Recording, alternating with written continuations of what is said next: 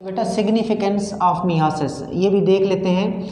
Myiasis की अहमियत जिस तरह आपने माइटोसिस की अहमियत देखी थी कि माइटोसिस की वजह से क्रोमोसोम की तादाद डॉटर और पेरेंट में बराबर होती है, बरकरार रहती है, और माइटोसिस ग्रोथ कराती है, माइटोसिस डेवलपमेंट कराती है, माइटोसिस रीजनरेशन कराती है, माइटोसिस सेल को तब्दील कराती है, यानी कि सेल की तब्दीली यानी कि सेल की जो रिप्लेसमेंट है उसमें काम करती है। माइटोसिस एसेक्सुअल रिप्रोडक्शन में काम करती है।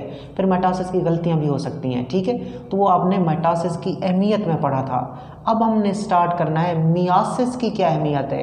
ये जो आपने प्रोसेस देखा कि मियासिस होती है, एक मियासिस 1 होती है जो क्रोमोसोम को कम करती है, फिर मियासिस 2 होती है जो माइटोसिस जैसी होती है, और मियासिस 1 के दौरान प्रोफेज 1 के दौरान क्रॉसिंग ओवर का भी अमल होता है, ठीक है। क्रोमोसोम अपने टुकड़ों का तबादला करते हैं। इस मियासिस की क्या अहमियत है उसको देखना है आपने।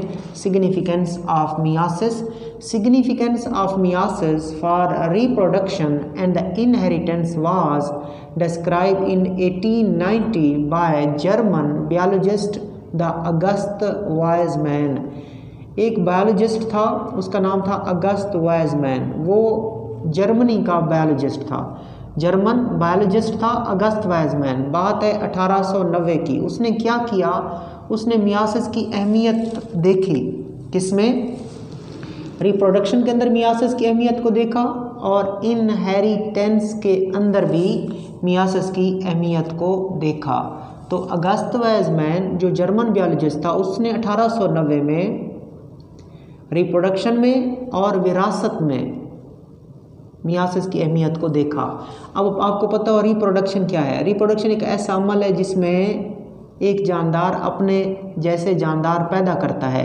इनहेरिटेंस क्या होती है बेटा? ये एक अमल है जिसमें खसूसियात एक नस्ल से दूसरी नस्ल में जाती हैं, खसूसियात माँ बाप से बच्चों में जाती हैं, इसको इनहेरिटेंस कहते हैं। तो मियासिस की अहमियत है, रिप्रोडक्शन में भी है और इनहेरिटेंस में भी है। और रिप्रोडक्शन के अंदर और विरासत के अंदर मियासिस की अहमियत को किसने डिस्क्राइब किया, किसने वाज़ेह किया, किसने वजाहत की? जर्मन बायोलॉजिस्ट अगस्त वाइजमैन ने उसकी वजाहत की। कब? 1890 में। तो सिंपल है, मियासिस की अहमियत को डिस्क्राइब किसने किया? अगस्त वाइजमैन ने 1890 में। आगे चलते हैं। He pointed out that meiosis was necessary not only to maintain the number of chromosome in the next generation but also to produce variation in the next generation। उसने पॉइंट आउट किया, उसने निशानदेही की कि मियासिस 2 चीज़ों के लिए अहम थी। कितनी चीज़ों के लिए अहम थी बेटा? 2 चीज़ों के लिए। पहला पॉइंट कि इसकी वजह से, मियासिस की वजह से क्या होता है? Maintain the number of chromosome in the next generation, कि अगली नस्ल में क्रोमोसोम की तादाद जो होती है वो बरकरार रहती है। किसकी वजह से? मियासिस की वजह से। लाइक पेरेंट्स के अंदर, माँ के अंदर टोटल एक सेल में 46 क्रोमोसोम है, फादर के पास, बाप के पास भी उसके एक सेल में क्रोमोसोम की तादाद 46 है, सोमैटिक सेल में, ठीक है। आगे जब बच्चे पैदा होते हैं तो उनके सोमैटिक सेल में भी क्रोमोसोम की तादाद 46 होती है, ठीक है। तो देखो, जितने माँ बाप में होते हैं क्रोमोसोम, उतने क्रोमोसोम बच्चों में जाते हैं। ये किसकी वजह से पॉसिबल हुआ? ये पॉसिबल हुआ मियासिस की वजह से। सो मियासिस की वजह से बेटा, मियासिस की वजह से अगली नस्ल में क्रोमोसोम की तादाद बरकरार रहती है। और दूसरा क्या फ़ायदा है मियासिस का, कि मियासिस की वजह से वेरिएशन पैदा होती हैं अगली नस्ल में तगय्युरात का पैदा होना। तो आपने 2 पॉइंट बना के मियासिस की अहमियत बतानी है, ठीक है। पहला पॉइंट क्या होगा? Maintenance of chromosome number in the next generation, अगली नस्ल में क्रोमोसोम की तादाद को बरकरार रखना। अगर कोई आपसे सिंपल पूछता है कि अगली नस्ल में क्रोमोसोम की तादाद को कौन बरकरार रखता है, आप कहेंगे सर मियासिस। फिर होगा अगली नस्ल में तगय्युरात, अगली नस्ल में डिफरेंसेस, अगली नस्ल को डिफरेंट कौन करता है, वो भी मियासिस है। सो मियासिस के आपने 2 हेडिंग में अहमियत को डिस्क्राइब करना है।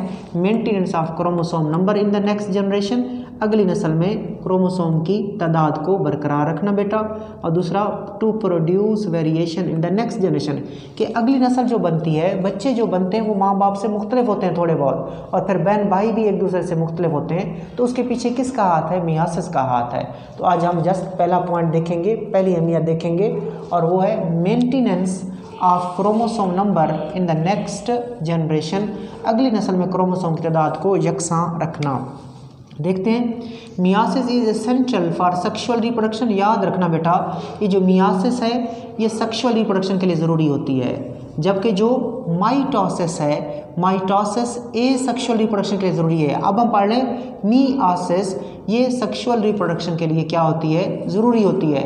In human the diploid gamete mother cell और the germ line cell undergo meiosis to produce haploid gametes. Okay बेटा, अब देखिएगा, इधर समझिएगा।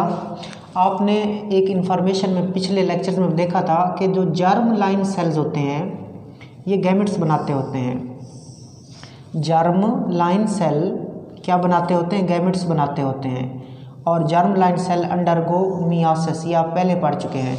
Germ line cells they produce gametes, या germ line cells give rise to gametes and germ line cell undergo meiosis. Germ line cells से gametes बनते हैं, और जर्म लाइन सेल के अंदर कौन सा अमल होता है? मियासिस का। और मैं आपको पहले बता चुका हूँ, मियासिस का अमल सिर्फ डिप्लॉयड सेल में होता है।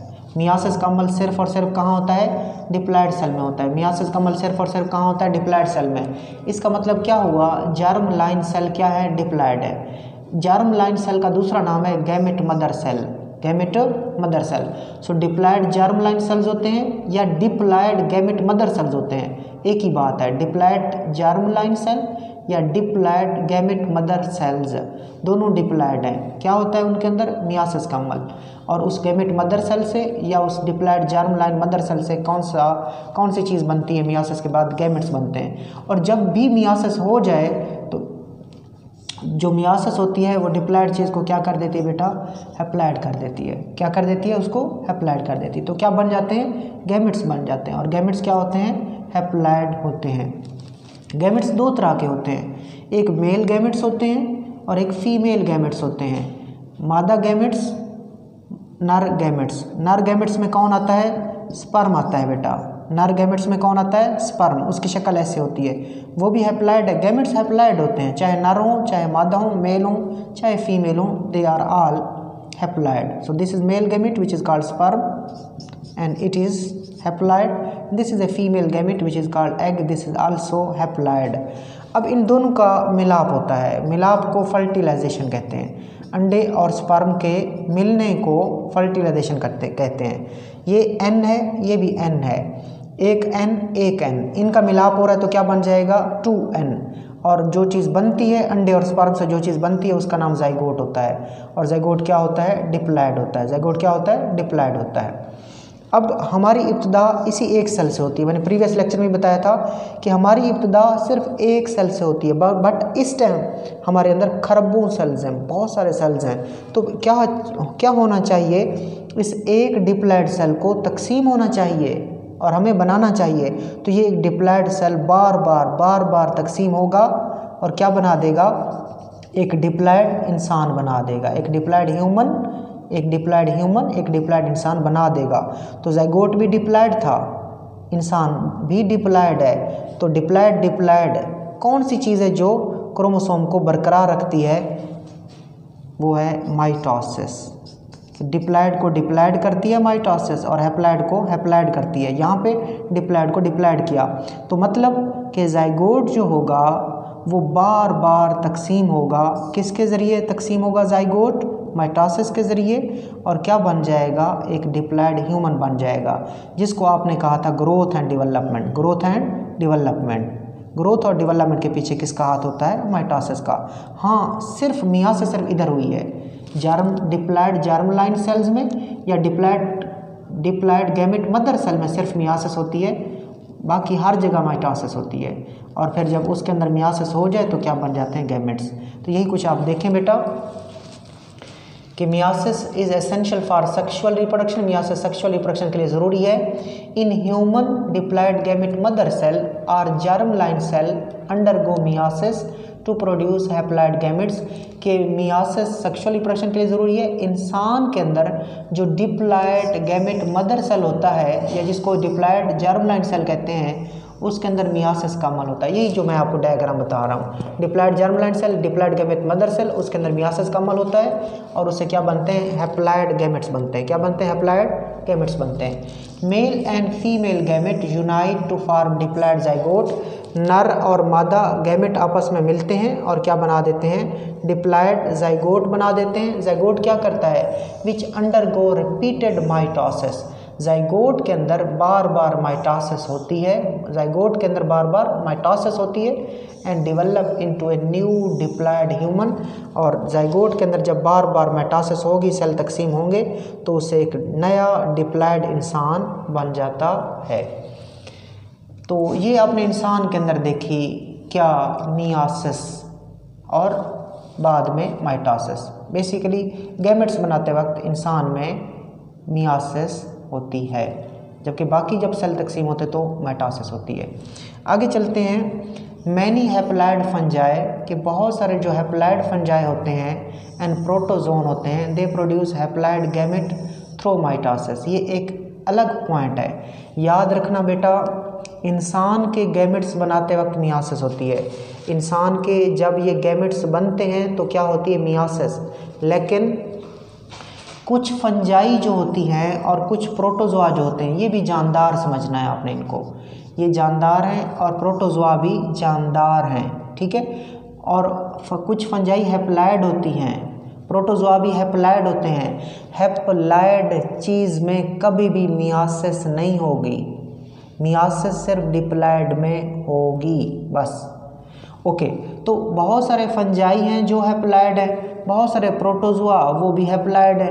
तो उन फंजाई और उन प्रोटोजोआ ने अपने गैमेट्स बनाने हैं, तो वो किस अमल से बनाएंगे, माइटोसिस से बनाएंगे, माइटोसिस से बनाएंगे। क्यों, क्योंकि वो खुद हैप्लॉयड है, हैप्लॉयड चीज़ में मियासिस नहीं हो सकती। तो many haploid fungi and haploid protozoan they produce haploid gamete through mitosis. तो लिहाजा इन पे कौन सा अमल होगा, माइटोसिस का। हैप्लॉयड फंजाई और हैप्लॉयड प्रोटोजोआ के गैमेट्स किस अमल से बनते हैं, माइटोसिस से, याद रखिएगा। आगे चलें।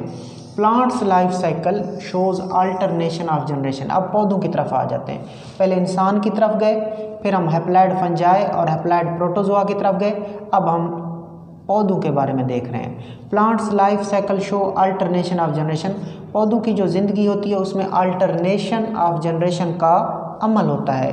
अब ये अल्टरनेशन ऑफ जनरेशन का अमल क्या है, cells of diploid sporophyte generation, cells of diploid sporophyte generation undergo meiosis to produce haploid spore which grow into haploid gametophyte generation. बच्चों, अब मैं आपको जो चीज़ समझाने लगा हूँ इसको आपने अच्छी तरह समझना है, ठीक है बेटा। ये एक पौधा है, पौधे के अंदर एक लाइफ साइकिल होता है, पौधे के अंदर लाइफ साइकिल होता है, और पौधे का जो लाइफ साइकिल होता है ना, उसमें 2 जनरेशन्स होती हैं। कितनी नस्लें, 2 नस्लें होती हैं। एक का नाम होता है डिप्लॉयड स्पोरोफाइट जनरेशन, तो इसका मतलब स्पोरोफाइट जनरेशन क्या है, डिप्लॉयड है। दूसरी जनरेशन होती है हैप्लॉयड गैमेटोफाइट जनरेशन, और गैमेटोफाइट जनरेशन क्या हुई, हैप्लॉयड हुई। सो पौधे के अंदर कितनी नस्लें होती हैं, 2। स्पोरोफाइट जनरेशन जो कि डिप्लॉयड है, इनके क्रोमोसोम डबल है, जोड़ों की शक्ल में है। स्पोरोफाइट जनरेशन डिप्लॉयड है, और जो दूसरी नस्ल होती है पौधों के अंदर वो गैमेटोफाइट है, गैमेटोफाइट जनरेशन। सो पौधों की ज़िंदगी में 2 नस्लें पाई जाती हैं, 2 जनरेशन्स पाई जाती हैं। एक डिप्लॉयड स्पोरोफाइट जनरेशन होती है, एक हैप्लॉयड गैमेटोफाइट जनरेशन होती है। और जो स्पोरोफाइट जनरेशन होती है, नाम से ज़ाहिर है स्पोर बनाएगी, स्पोरोफाइट जनरेशन क्या बनाएगी, स्पोर। और गैमेटोफाइट जनरेशन क्या बनाएगी, गैमेट्स बनाएगी। क्या बनवाएगी, गैमेट्स बनाएगी। ये दो नस्लें एक दूसरे के बाद आती रहती हैं, ये नस्ल उसके बाद ये, उसके बाद फिर ये। इस तरह पौधों की ज़िंदगी में दो नस्लें एक के बाद दीगरे यानी कि एक के बाद दूसरी आते हैं।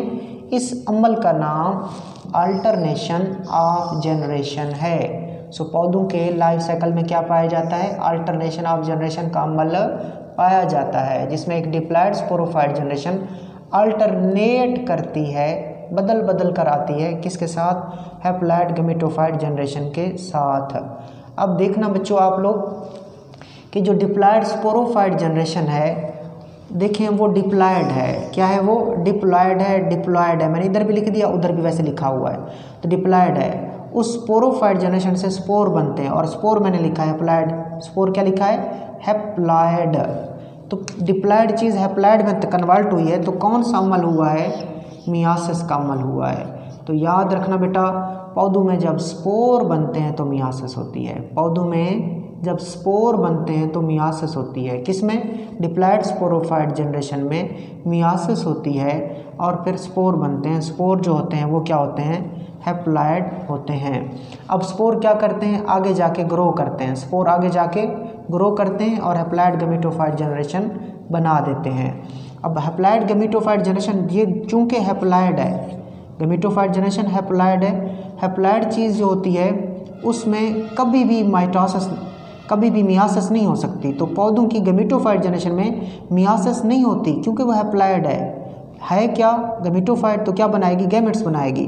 तो फिर कौन सा अमल होगा? माइटोसिस का। याद रख लें बेटा, पौधों की जो गैमेटोफाइट जनरेशन होती है उसमें माइटोसिस का अमल होता है, और उससे गैमेट्स बनते हैं। गैमेट्स बनते हैं, गैमेटोफाइट जनरेशन से गैमेट्स बनते हैं। किस अमल के जरिए? माइटोसिस।